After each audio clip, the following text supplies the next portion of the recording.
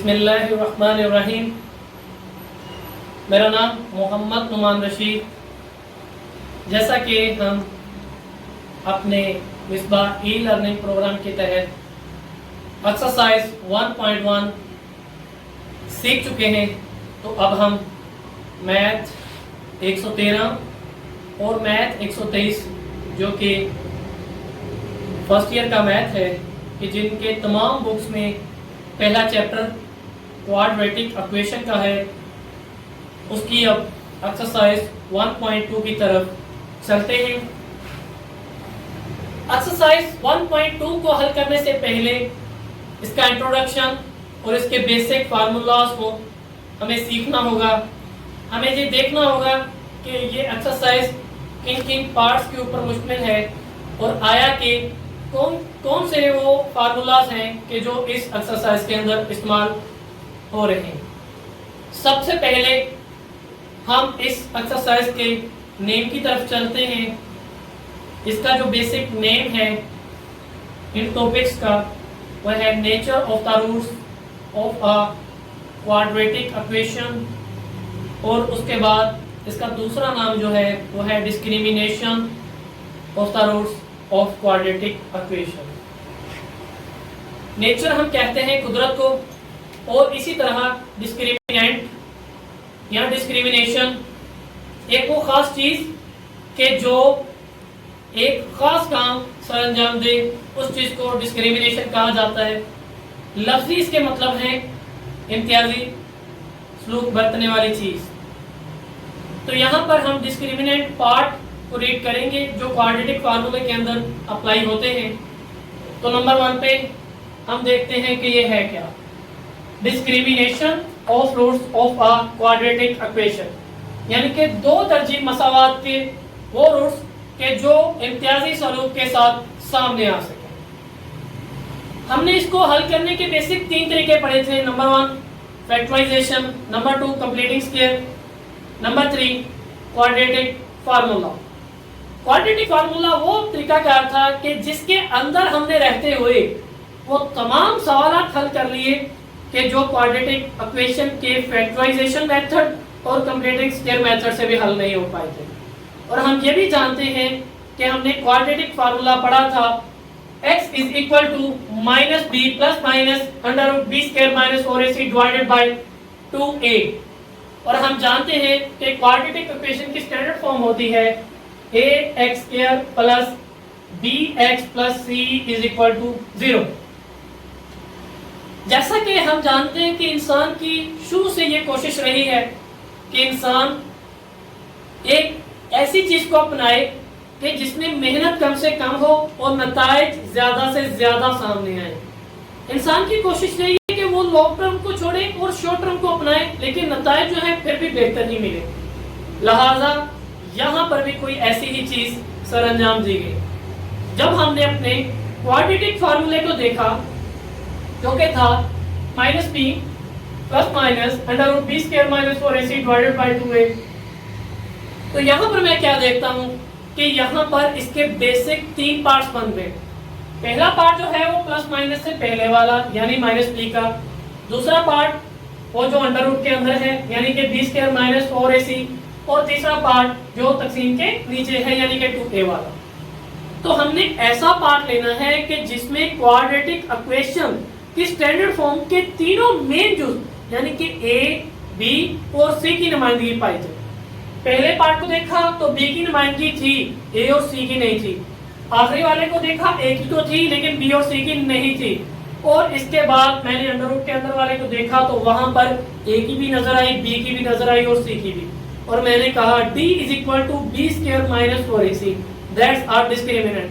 कि ये वो खास पार्ट है कि जो एक खास इम्तियाजी सलूक के तहत एक स्पेशल फंक्शन के तहत क्वेश्चंस को हल करेगा और उनके रूट्स हमें सामने ला कर देगा। यहाँ पर किसी भी रूट्स के नेचुरल फॉर्म को सामने रखा जाता है। नेचुरल फॉर्म वो फॉर्म होती है कि जिसमें कुदरती तौर पे पाए जाने वाले अमामल सामने आते हैं, और डिस्क्रिमिनेंट का मतलब भी यही है कि एक खास चीज को सामने ले आना। तो लिहाजा यहाँ पर अब हमारा फार्मूला बदल चुका है। अब क्वाड्रेटिक फार्मूले का एक खास हिस्सा कि जो अंडर रूट के अंदर पाया जाता था उसको हमने ले लिया है, उसका नाम हमने दिया है b स्क्वायर माइनस 4ac और इसको हमने d के बराबर शो करवाया। d जो है ये हमने डिस्क्रिमिनेंट से लिया है, डिस्क्रिमिनेंट का पहला लफ्ज d लेकर हमने इसको शो करवाया। डिस्क्रिमिनेंट का जो फार्मूला है b स्क्वायर माइनस 4ac, जब हम क्वाड्रेटिक इक्वेशन की स्टैंडर्ड फॉर्म को लेंगे तो वहां पर कुछ कीमतें निकलेंगी, वो एज इट इज जिस तरह हम क्वाड्रेटिक फार्मूले में पुट करते थे हम क्या करेंगे, डिस्क्रिमिनेंट फॉर्म में पुट करेंगे और फिर हम आंसर्स गेट करेंगे। अगर आया आंसर्स हमारे मुख्तलिफ सूरत हाल में निकले तो उनके रूट्स भी, नेचुरल रूट्स भी मुख्तलिफ सूरत हाल में सामने आएंगे। दिल फर्ज हमारा जवाब जो है वो सबसे पहले पॉजिटिव निकल आता है। पॉजिटिव से मुराद जमा में और साथ में वो परफेक्ट स्क्वायर भी होता है। परफेक्ट स्क्वायर से मुराद ये होता है कि जो किसी चीज का मुकम्मल मुरब्बा हो। मिसाल के तौर पे 4 जो है ये 2 का मुकम्मल मुरब्बा है यानी 2 × 2 4। 9 जो है ये 3 का मुकम्मल मुरब्बा है यानी 3 × 3। 16 जो है 4 का मुकम्मल मुरब्बा है, 25 5 का, 36 6 का, 49 7 का, 64 8 का, इसी तरह फिर 81 9 का, 100 10 का, 121 11 का, इसी तरह 144 यानी 144 12 का, 169 इसी तरह आता है ऑलमोस्ट 13 का और 225 इसी तरह 15 का। ये मुख्तलिफ चीजें हैं कि जो मुकम्मल मुरब्बा है किसी दूसरी फॉर्म की। तो लिहाजा अब हम ये देखते हैं कि अगर नंबर 1 हमारा जवाब आ जाए जमा में और साथ में हमारा जवाब मुकम्मल मुरब्बा भी हो, यानी कि फर्ज कर लें 4 हो, 9 हो या 16 हो या कोई और एक मुकम्मल मुरब्बा हो, तो उसके रूट्स क्या बनते हैं। सबसे पहले हम जानते हैं कि जो चीज जमा में होती है उसकी रियलिटी में वजूद जरूर होता है। मिसाल के तौर पे हमारे पास यहाँ पर बिल्कुल 625 स्टूडेंट ओवरऑल पढ़ते हैं, तो इसका मतलब 625 की ओवरऑल काउंटिंग हमने की है, तो हमने इस फिगर को सामने रखा है। तो ये वो चीज है जो हकीकत में मौजूद है। इसका मतलब जमा का नंबर बेशक वो क्वाड्रेटिक इक्वेशन के इस रूल के तहत परफेक्ट स्क्वायर बने या ना बने, वो हकीकत में मौजूद होता है। और वो चीज जो हकीकत में हो उसको हम इंग्लिश में रियल कहते हैं। तो यहाँ से फिर इसका नाम पड़ेगा पहला रूल रियल, कि ये वो चीज है जो रियल है या हकीकी है। नंबर 2 पे ये रैशनल है। हम जानते हैं कि जो हमारा मुकम्मल मुरब्बा होता है ये 2 एक जैसे हिस्सों में तकसीम हो जाता है। जैसा कि 4 है, 4 को हम लिख सकते हैं 2 × 2। 16 को हम लिख सकते हैं 4 × 4। 9 को हम लिख सकते हैं 3 × 3। इसी तरह जो भी मुकम्मल मुरब्बा हम लेते जाएंगे उसको हम 2 एक जैसे हिस्सों में तकसीम जरूर कर सकते हैं। ऐसी चीज जो 2 एक जैसे हिस्सों में तकसीम हो जाए, डिवाइड हो जाए या बराबर बराबर हिस्सों में आ जाए, उसको हम रैशनल या उर्दू में नातक कहते हैं। तो लिहाजा ये रैशनल भी हुआ क्योंकि मुकम्मल मुरब्बा 2 एक जैसी चीजों में आ जाता है। फिर हम जानते हैं कि क्वाड्रेटिक इक्वेशन कहती है कि हमारा ओवरऑल आंसर 0 के बराबर होना चाहिए, जो कि एक्सरसाइज 1.1 से पहले भी हमने डिस्कस किया था पहले लेक्चर के अंदर। तो लिहाजा जो कि ये जवाब 0 के बराबर नहीं आया बल्कि जमा के किसी परफेक्ट स्क्वायर में पाया जा रहा है, तो हम कहेंगे ये इक्वल नहीं है, ये क्वाड्रेटिक इक्वेशन की मेन शर्त को पूरा करने में नाकाम रहा। तो इसको हम इंग्लिश में अनइक्वल या फिर उर्दू में ना बराबर का खिताब देंगे। और रोको ना, रोक दे। और उसके बाद अगर अब हमारा दूसरा रूट जो है वो पॉजिटिव आए लेकिन परफेक्ट स्क्वायर ना हो, जैसा कि 2 3 5 6 7 8 10 11 12 यानी कि 2 4 9 16 25 इनके अलावा कोई भी इंसान आ जाए, 24 आ जाए, तो उनके रूट्स क्या बनेंगे। नंबर 1 जैसा कि हम पहले बयान कर चुके हैं कि ये जमा को कोई फिगर है, जमा का हिस्सा है, जो कि जमा का हिस्सा हकीकत में मौजूद होता है। तो लिहाजा हम कहेंगे ये हकीकत है। जैसा कि अगर आप कोको कोला की 5 बोतलें ले हैं, जैसा कि आप कोको कोला की 5 बोतलें ले आए, अब 5 जो है ये मुकम्मल मुरब्बा तो नहीं है लेकिन इसके साथ साथ ये जमा का फिगर जरूर है। लिहाजा ये तो जो हकीकत में वजूद आ रहा है इसका, तो ये हकीकी या फिर रियल होगा। और हम जानते हैं कि मुकम्मल मुरब्बे के अलावा जितने भी हिस्से होते हैं वो दो एक जैसे हिस्सों में तकसीम नहीं हो सकते जल्दी, तो लिहाजा ऐसी चीजों को फिर हम गैर नातिक या इर्रेशनल कहेंगे। जैसे कि 3 है वो दो एक जैसे हिस्सों में तकसीम नहीं हो सकता, अगर करेंगे तो वो पॉइंट्स में या अशारिया में आएगा, और अशारिया यहाँ पर नाकाबिले कबूल है। जैसा कि तीसरी शर्त हमारी ये थी कि ओवरऑल आंसर हमारा 0 के बराबर होना चाहिए, क्योंकि ये 0 के बराबर अभी भी नहीं आया, तो लिहाजा हम इसे फिर अनइक्वल या ना बराबर कहेंगे। और उसके बाद तीसरी शर्त ये कहती है कि अगर हमारा आंसर ही 0 आ जाए, हम डिस्क्रिमिनेंट में अपने ए बी सी की कीमतें पुट करें क्वाड्रेटिक इक्वेशन की स्टैंडर्ड फॉर्म के मुताबिक और हमारा जवाब 0 आ जाए, तो क्या होगा? सबसे पहले ये सवाल है कि आया 0 हकीकत में मौजूद होता है या नहीं। अक्सर बच्चे कहते हैं कि 0 हकीकत में मौजूद नहीं होता, तो मैं उन बच्चों को बताता चलो कि बच्चों, जब आपके पास कोई भी जेब खर्च नहीं होता, कोई आपका बहुत दोस्त पूछता है कि आज आप कितना जेब खर्च लेके आए हो, तो आप उसको कहते हो कि आज मैं कुछ भी नहीं लेके आया, तो दरअसल आप ये कहने की कोशिश करते हो कि आज मेरे पास 0 रुपए है। इसका मतलब यहाँ पर किसी भी चीज की नुमाइंदगी नहीं होती, वहां पर 0 की नुमाइंदगी होती। अगर आपकी जमीन कुछ भी नहीं है तो आप कहेंगे मेरी 0 मुरब्बा या 0 एकड़ या 0 एकड़ मुरब्बे या 0 एकड़ खेत जमीन है, तो इसका मतलब 0 वहां पर लगता है, यहाँ पर कोई भी नुमाइंदगी नहीं होती। 0 का हकीकत में किरदार है, लिहाजा ऐसी सूरत के जिसमें 0 अपना किरदार अदा करता है, तो वहां पर हम कहेंगे 0 एक हकीकी अदद है। तो यहाँ पर हम बच्चों कहेंगे कि ये रियल वर्ड है या फिर हकीकी अदाद है। उसके बाद क्या 0 1 2 एक जैसे हिस्सों में तकसीम हो जाता है?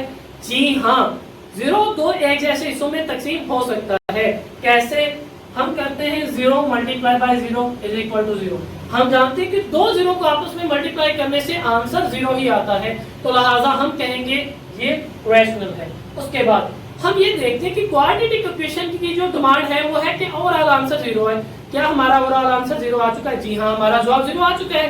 तो हम कहेंगे ये क्वाड्रेटिक इक्वेशन की स्टैंडर्ड फॉर्म के मुताबिक अपनी सूरत हाल को क्लियर कर चुका है, तो यहाँ पर इसकी ये वाली शर्त मुकम्मल हो चुकी है, तो हम कहेंगे कि इसका जवाब इक्वल है, यानी कि क्वाड्रेटिक इक्वेशन की स्टैंडर्ड फॉर्म के बिल्कुल मुताबिक है कि इसका जवाब 0 आ चुका है। जी, तो अब हम अपने चौथे पार्ट की तरफ चलते हैं कि अगर हमारा डिस्क्रिमिनेंट में क्वाड्रेटिक इक्वेशन की स्टैंडर्ड फॉर्म की कीमतें ए बी सी की अगर हम पुट करें तो जवाब नेगेटिव है, तब क्या आंसर्स निकलेंगे?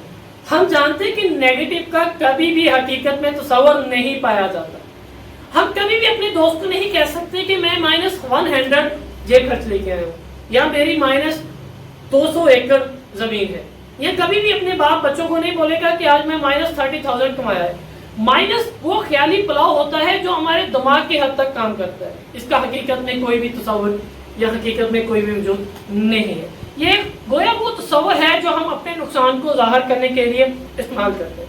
बिल्कुल, हम कहते हैं कि आज मेरा 10,000 रुपया नुकसान हुआ, तो हम ये कहेंगे कि आज मैंने -10,000 प्रॉफिट कमाया, यानी कि माइनस जो है ये हमेशा नुकसान को जाहिर करता है। इसका मतलब ये हुआ कि माइनस एक ऐसी चीज है जो हमारी सोच की हद तक होती है, हकीकत में इसका वजूद होना या ना होना वो बात की बात है। वो चीज कि जो सोच में हो उसको इमेजिन कहा जाता है, इसीलिए ये हमारा इमेजिनरी पार्ट है। नंबर 2 पर इसको कॉम्प्लेक्स भी कहते हैं। कॉम्प्लेक्स का मतलब होता है पचीदा, यानी ऐसी चीज कि जो जल्दी समझ में ना आए, पचीदगी का इजहार करे, जो मुश्किलात का बायस बने। और इसके बाद इसका दूसरा जो रूट है वो है अनइक्वल। जैसा कि हम जानते हैं कि -4 हो, -10 हो, -100 हो, जितना भी हो आंसर माइनस में, वो 0 के बराबर नहीं होता। लिहाजा जो चीज 0 के बराबर नहीं होती वो क्वाड्रेटिक इक्वेशन की स्टैंडर्ड फॉर्म में पूरा नहीं उतरती, तो लिहाजा फिर हम इसे अनइक्वल या ना बराबर भी कहेंगे। जी, पार्ट नंबर 1 का जूस नंबर 2, 6x² = 7x + 5। हम जानते हैं कि ये क्वाड्रेटिक इक्वेशन की स्टैंडर्ड फॉर्म नहीं है, इसलिए इसको क्वाड्रेटिक इक्वेशन की स्टैंडर्ड फॉर्म में लाने के लिए बराबर के दाईं तरफ जो भी रकम है उसको उठाकर इस तरफ ले आएंगे। तो ये 7 यहाँ पे प्लस का था, इधर आके माइनस का हो जाएगा। 5 यहाँ पे प्लस का था, इधर आके माइनस हो जाएगा, = 0।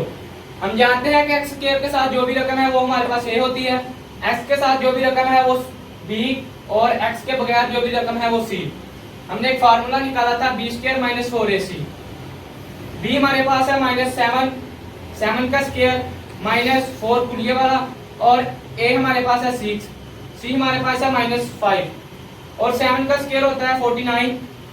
इसको अंदर जब मल्टीप्लाई करेंगे तो ये माइनस माइनस प्लस हो जाएगा, तो ये मल्टीप्लाई हो गया 120। तो इसको जब जमा करेंगे तो 169 हो गया। 169 का स्क्वायर होता है 3 का स्क्वायर। तो हम जानते हैं कि ये पॉजिटिव में जवाब है, तो इसलिए ये रियल होगा, और ये 13 का स्क्वायर है तो ये नातक होगा, यानी कि रैशनल। तो ये 0 के बराबर नहीं है, तो ये अनइक्वल होगा।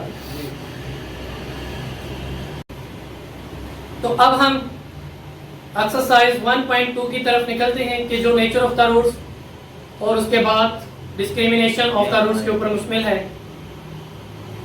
हम जानते हैं कि इसके नेचर ऑफ द रूट्स अभी थोड़ी देर पहले हमने रीड कर लिए हैं। आइए अब इसका पहला क्वेश्चन देखते हैं। पहले क्वेश्चन की स्टेटमेंट में बोलता हूं, क्वेश्चन नंबर 1 वो कह रहा है find the nature of the roots. Nature of the roots find करें, जो कि इक्वेशन आपको दी गई है। हमारी फर्स्ट इक्वेशन है 3x² + 7x - 2 = 0।